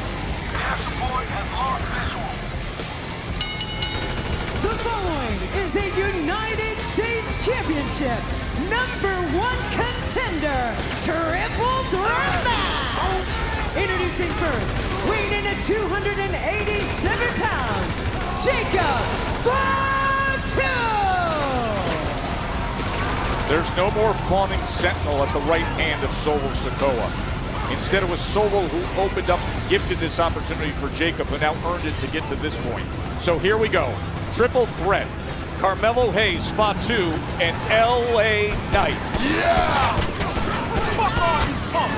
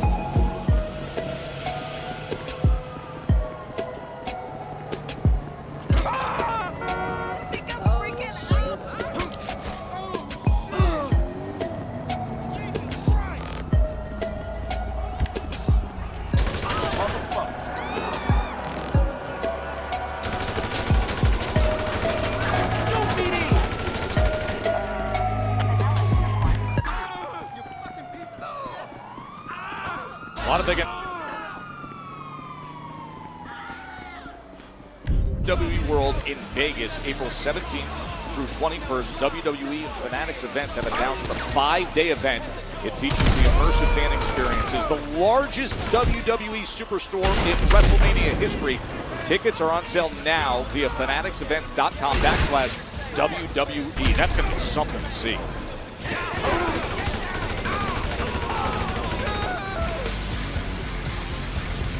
We have mentioned it, Wade, this version of Jacob Bot 2 that we've seen since early January is flat out different, which is hard to believe that there could be a more extreme way about him, but we have found that out. The loosest cannon of them all, and he's had the most rest between match 1 and this final. Pathway looking real good for Jacob Fatu. That's a good point. Took out Andrade earlier. And now here's the guy that flopped his way, got brought DQ, found his way to this point. Carmelo Hayes. Next, from Boston, Massachusetts, weighing in at 210 pounds, Carmelo Hayes! Now here's the one thing I'll say about Melo. He's been in among the most active competitors on this roster, and tonight that could pay off big time with the 2 matches in one night. This already is 8th match of the year. Had his run in the Royal Rumble. Last year he was top 10 in the WWE in televised matches. If we're talking about conditioning, Carmelo Hayes had the shortest match one of anyone this evening. It was perhaps 3 or 4 minutes long, thanks to that intervention by Solo Sikoa and Tama Tonga. Now, Solo and Tama did that in order to assist Jacob Fatu's path to victory, removing the biggest obstacle of them all in Braun Strowman. Carmelo Hayes also a beneficiary of that. And the megastar is ready. Toronto getting a double dose tonight. And from Los Angeles, California, weighing in at 240 pounds, L.A. Knight. Earlier tonight, that well-earned victory over Santos Escobar. In recent weeks, dealing with the menacing ringside presence of Shinsuke Nakamura, and now a chance to guarantee to cement his position for a soon-to-be title match, rematch with Nakamura. LA Knight gave us a banger earlier tonight against Santos Escobar, but he did get the hell beat out of him in the process. I question what kind of physical condition the megastar is in, and for me, he has to be a rank outsider to win this triple threat. Well, hey, he's not bashful of who he goes after first. He went on the attack to Fatu. Yeah, you attack Fatu, you take your eye off Carmelo Hayes, and this is what happens. Fatu says, oh yeah? How about a nice right uppercut, and then we work with the kicks right to your gut. As Carmelo Hayes tries to explain himself, it creates an opportunity for Knight, who then Fatu is right back giving it to him. I don't know how much explaining and reasoning works with Jacob Fatu. He has one language, and that is a language of extreme violence. And he is fully fluent in it. The megastar with a hot start. Okay. Yeah, but look who's right back up. Got to get more than that. Art by Knight, hold down that top rope. Oh, Hayes looking to get this done quickly. And then that hip check. And he sends to Fatu. Well, LA Knight looking to finish this as quickly as possible while Fatu is down on the outside. Looking for that leaping elbow when he lands it. Bullseye right on the chest of Carmelo Hayes. Take your eye off Jacob Fatu for too long. You know he's back on his feet and swinging once again. Triple threat with Fatu in the mix is a much different task. Fatu just has that intangible quality that terrifies and captivates in equal measure. Just a natural born fear factor to both the audience and indeed the locker room on what we're witnessing before our eyes. This is the reason why. Driving that lower back of Carmelo Hayes right to the edge of the apron as he tried to get the best of LA Knight against the barrier. Knight comes back with right hand after right hand. And a headbutt from Fatu. And now he does send him into that barrier. What on earth is Fatu cooking up here? Guaranteed it's highly unpleasant. You dusty fucking cheapskate. Wisely, perhaps, Carmelo Hayes fighting with everything he's got, at least to try and get away from Jacob Fatu. Triple threat to determine the U.S. Championship #1 contender. Oh, man, he just lifted him off the ground. That was George Foreman-esque. Absorb 10 shots, throw one, and you're still winning, you Jacob Fatu. Knight back up on his feet, get to work on Fatu. LA Knight and Carmelo Hayes would behoove to team up against this Samoan werewolf. Trying to return the favor against that barrier. One-on-one, I'm backing Fatu every single time. Smashing the side. His ribs straight into that barrier there. And now Hayes comes in as he's stacking them against Timekeeper. All gas, no brakes, maximum destruction. Oh no! A total wipeout. Fatu missed the target and is down on his right shoulder.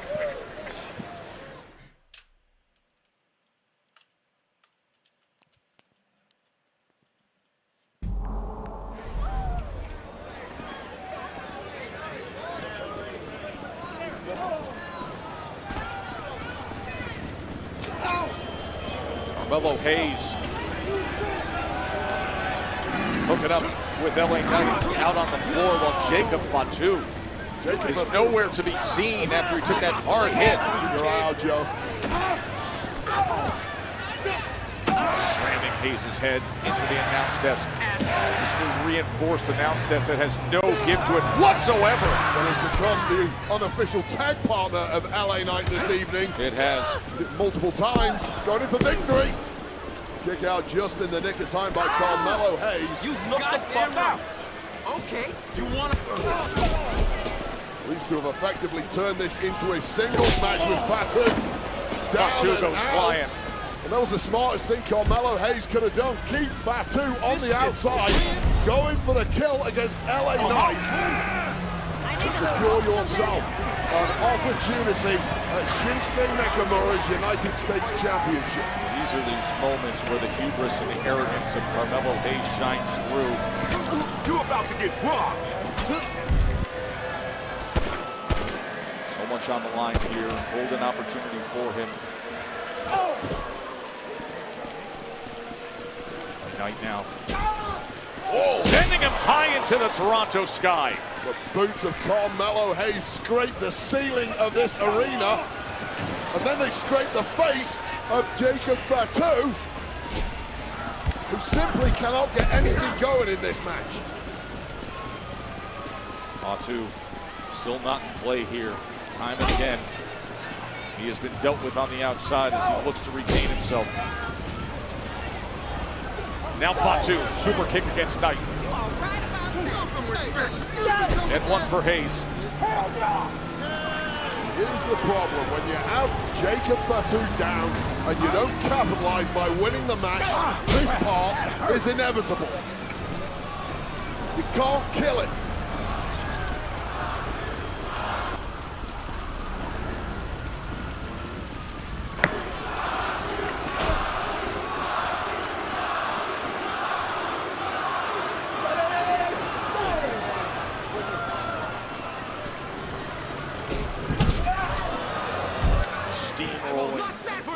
Plowing in to Hayes before eating that big boot from LA Knight. You know, in my career, I knew when I badly damaged an opponent, I knew there wasn't much chance of them bouncing back, but throw the rule book out the window with Jacob Fatu.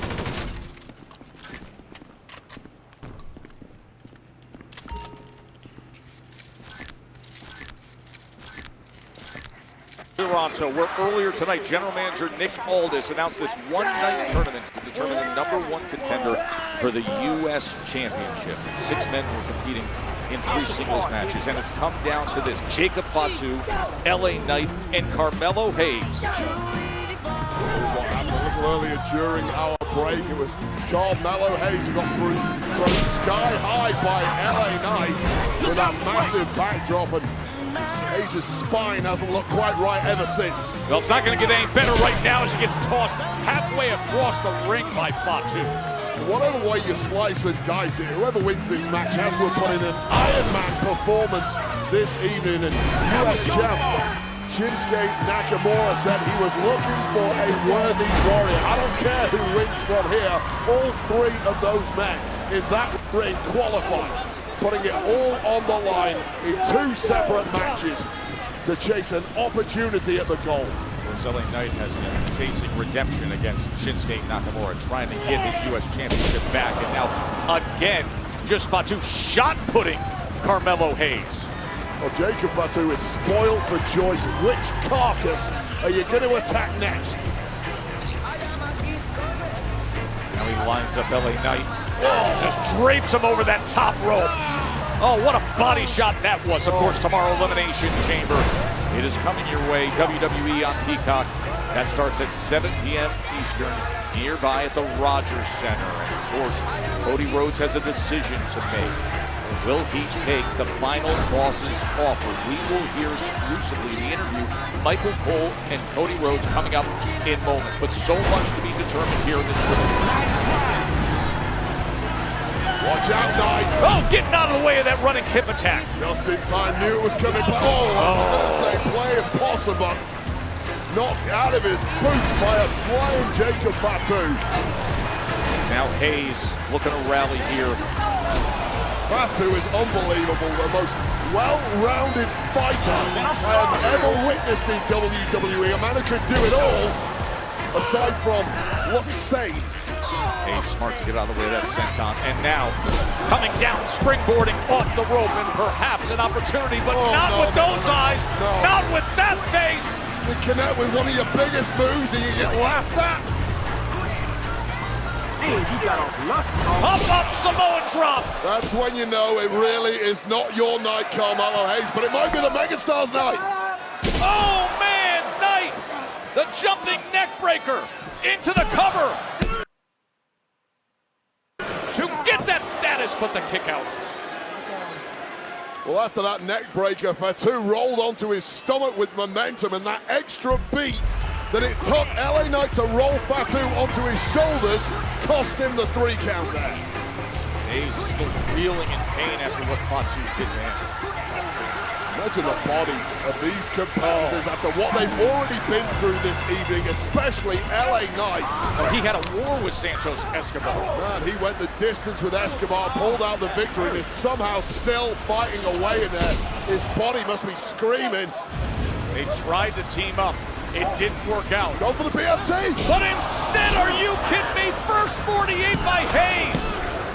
And the kick out at 2 and change. Oh, there can be nothing more frustrating than once again hitting a massive move for Carmelo Hayes, that first 48. And you know, Fatu was taken out with a BFT in the process. Take another look at this.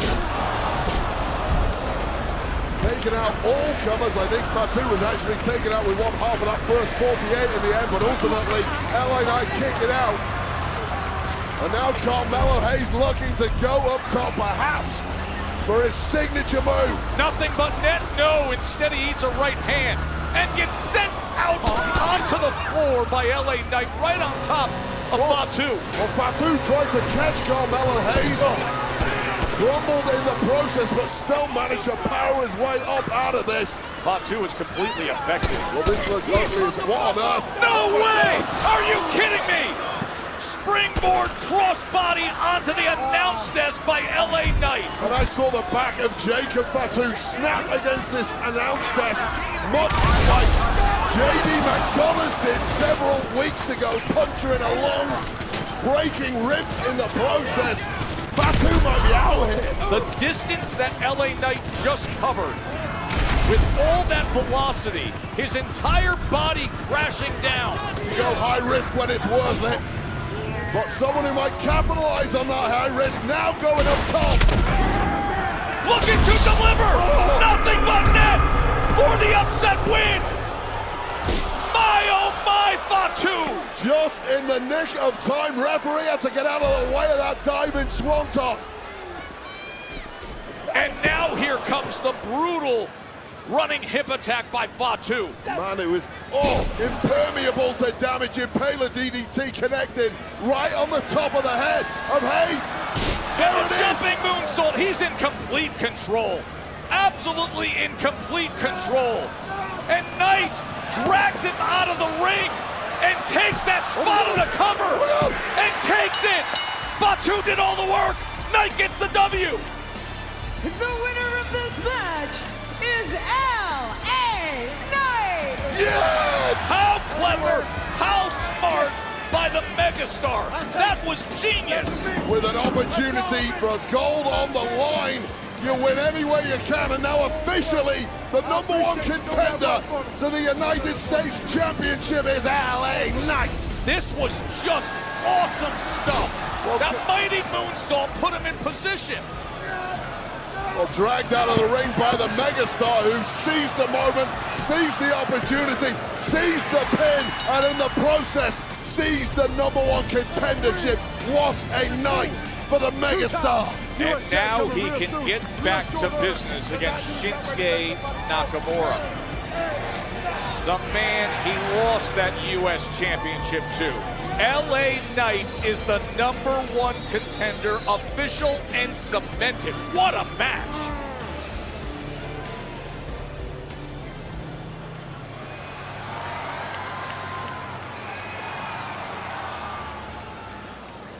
He wants your soul. What is that about? My soul. I don't know. And you're on top of the world. What could he possibly offer you? Don't get all hysterical, honey. What do you think young Cody would have done with that offer? I know what young CM Punk would have done. I would have taken that in a heartbeat. Lickety split. Main event WrestleMania. Biggest star in the world.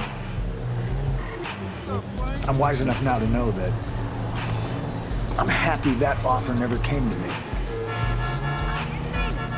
I know a lot of people are giving you advice. You know I have no love for Dwayne. And I would like to see you take the offer. Follow me now. Take the offer and shine it up real good. Turn it sideways and shove it up his part-time Hollywood candy ass. You got here because you followed your instincts and you listened to your heart. Do you, man. I'm not trying to influence you. I'm gonna do me and I'm gonna win the Elimination Chamber. I'll see you in the main event of WrestleMania. Citizens reporting assault with a deadly weapon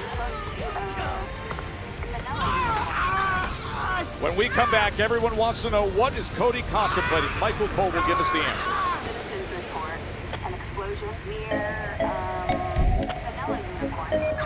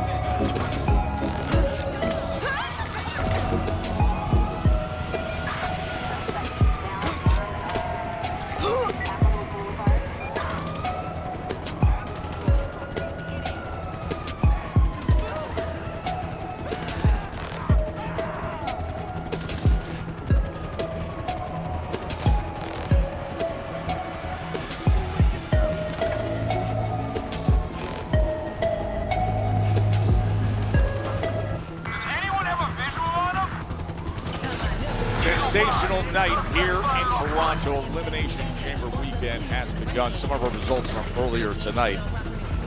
Tiffany Stratton, Chelsea Green, where they're going to meet up with Nia Jackson, Candice LeRae. Tomorrow will be Trish and Tiffany. We got set to determine who's the #1 contender for the U.S. Championship with 3 singles matches. And then moments ago, we got the payoff with LA Knight coming up with a victory over Jacob Fatu and Carmelo Hayes. Of course, one of the big storylines centering on this weekend here in Toronto is Cody Rhodes' decision. So let's go to the ring to the incomparable Michael Cole. Ladies and gentlemen, please welcome the undisputed WWE Champion, the American Nightmare, Cody Rhodes! Wrestling is one royal family. We got a visual on the turf. Blast on me then, bitches!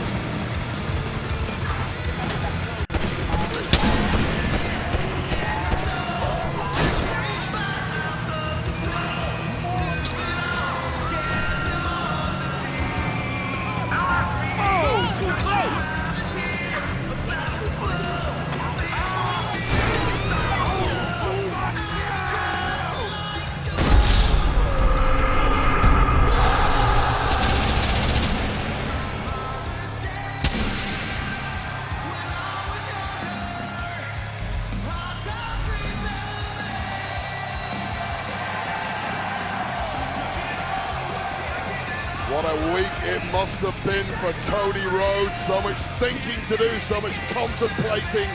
Anyone who has ever had a job will tell you life is way sweeter when the boss is on your side. Well, 10x that when the boss is the final boss. I mean, did you see the VIP locker room he was handed tonight? Oh, man, I saw the wine wall, I saw the balls of wine. luxury. Ooh. I mean, how do you turn that down? And what are the consequences if you do turn that down?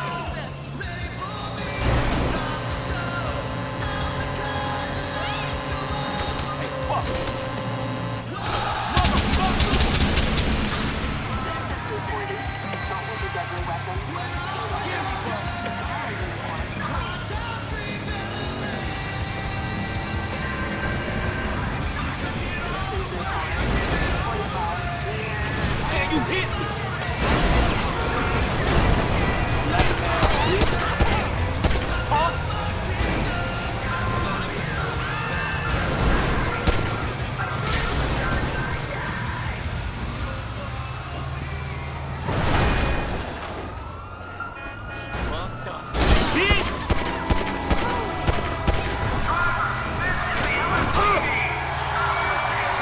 Off the road, little homie. Let's cut right to the chase. There's a lot to talk about. Elimination Chamber tomorrow night. 6 men sell out. The Rock. Hey, you enjoying yourself now? The Cody Rhodes that I've known for 20 years or knew would never take this on. Scratched and clawed and fought. They were your words to get to this moment. You had the guts to leave and force him to bring you down. A bigger star than ever before.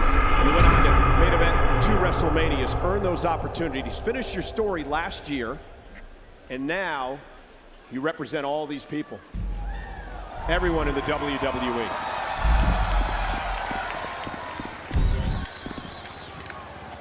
You're living up to the legacy of your father. I want to bring up what may happen though, Cody, if you accept the offer.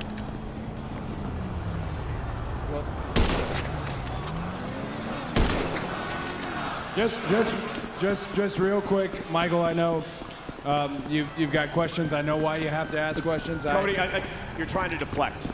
The bottom line is this. If you accept the offer, you could have it all. You could have everything, all the money in the world. You could be the corporate champion. You could decide when to defend your title, who to defend it against in the only profitable events of the year like WrestleMania. Hell, The Rock could give you a seat on the board. You could be part owner of the company. You could run this entire place. You could have everything. No more live events in small towns. No more European tours for 3 weeks. Hell, listen to this. You could get rid of the bus. You could be home. with your wife and your daughter whenever you wanted to. And wait a minute, I'm being told that there's something here for you, Cody. I'm being told that there's a special gift here for you tonight on Friday Night SmackDown.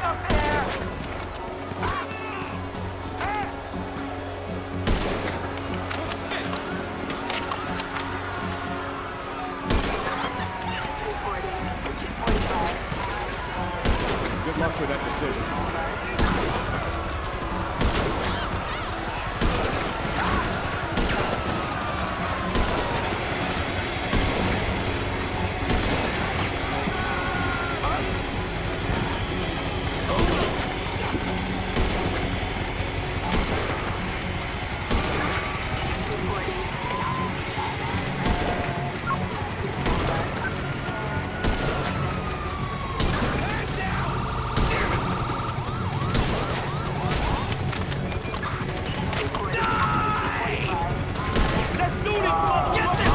Cody Rhodes.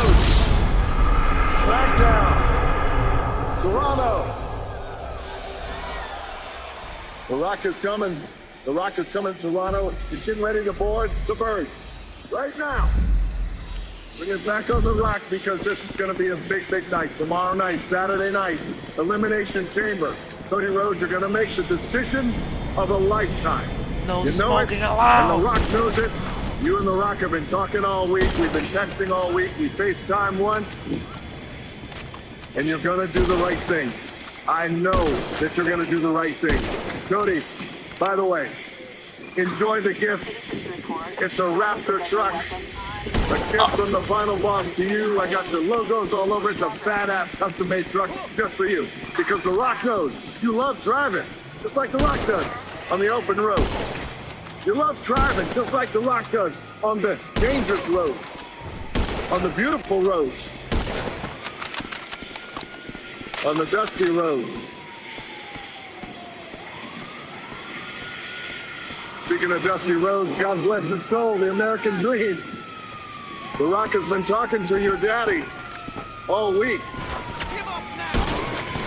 He's been talking to your daddy all week long. And he told me you've been talking to him too. Which tells the final boss one thing, that you are going to do the right thing. Cody Rhodes, Sturgill Simpson, The Rock's favorite country artist. Ain't no point getting out of bed. You ain't living the dream. It's like making a big old pot of coffee. You ain't got no cream. Cody Rhodes, The Rock is a big pot of coffee. He's got the cream, the sugar, the spice, and everything nice to make all of your dreams come true. Tomorrow night at Elimination Chamber in Toronto, Canada. They will be waiting all night long to hear one thing. It's just some man! And The Rock's music hits. The roof blows off that stadium. Rock walks out.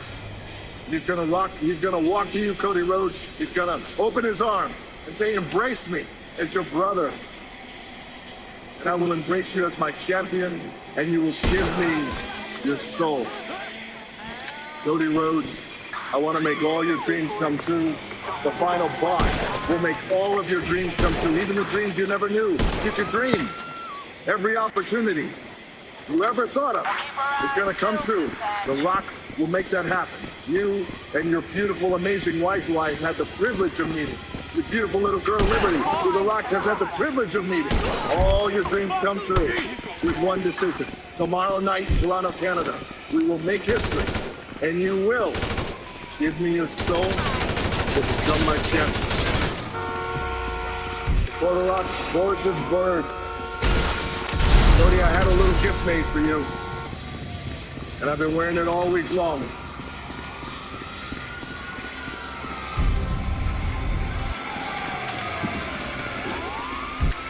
And you know, The Rock has been having great workouts in this belt that says Cody's Soul.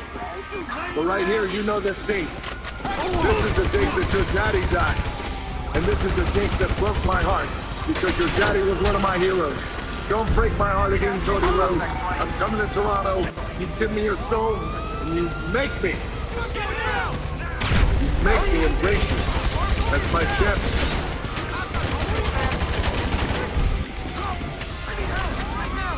I love you, brother.